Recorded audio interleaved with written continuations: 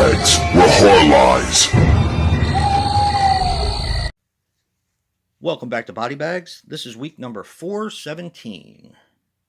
This is a random week, and continuing our box of hemisphere horrors, we're going to be talking about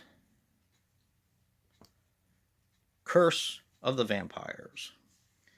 Curse of the Vampires is a 1966 film which runs approximately 90 minutes and is directed by Geraldo de Leon. He passed away on July 25th, 1981 at the age of 67.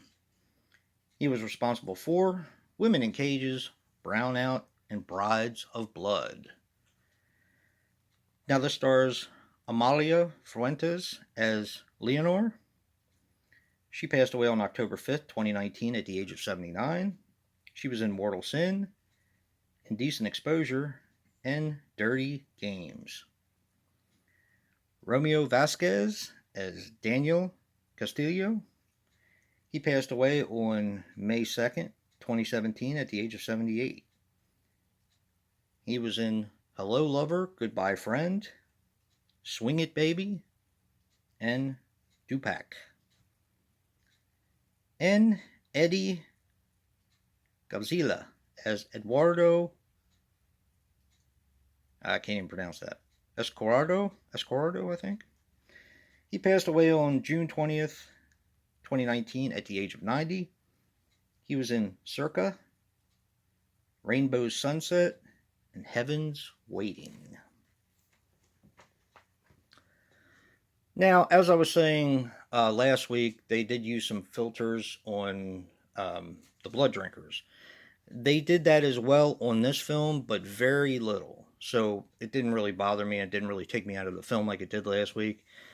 This one has a more compelling story, and to be honest, from what I've seen from Hemispheres, this is the closest to a Hammer film so far. And it has a really cool story. Basically, what you have is two prominent families in Spain.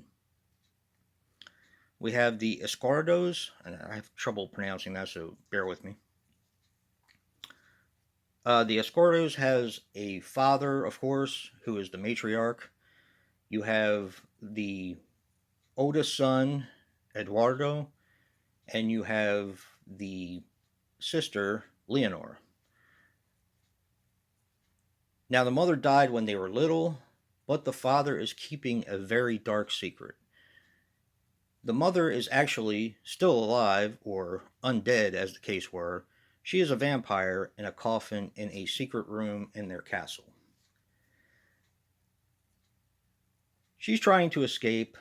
The young, well, they're not young anymore.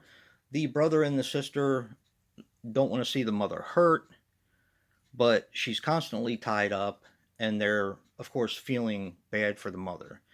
Now, where the other family comes in is Leonor, the sister,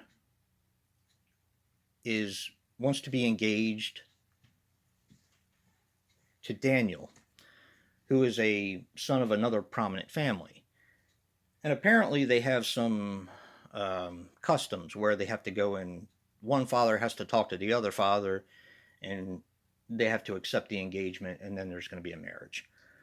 Well, because the Escuardos, like I said, bear with me, because their mother is a vampire, he ends up turning the other father down for marriage because they don't want to draw any unnecessary attention to themselves, and because there's turmoil in the family because of the mom being a vampire. I'm going to kind of leave it there. This movie actually was really impressive to me. The dubbing wasn't that bad, as it usually is for movies that are made in other areas. And I believe this one was made in the Philippines as well, although there's a Spanish cast. But I enjoyed this. And like I said, I am not the biggest vampire fan. It has to really kind of grab me in order to, say something to me.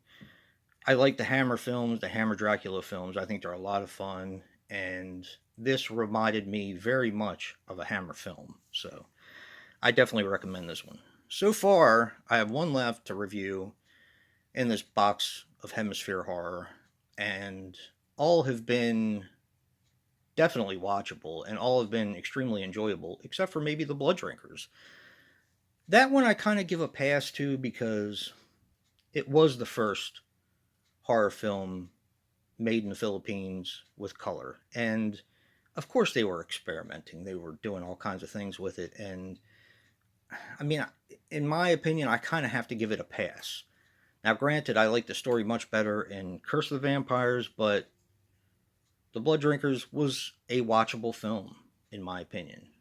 It's a little bit more over the top than what I like, but still watchable. So, yeah. If you like what you see in here, hit that like button and subscribe. And until next time, peace.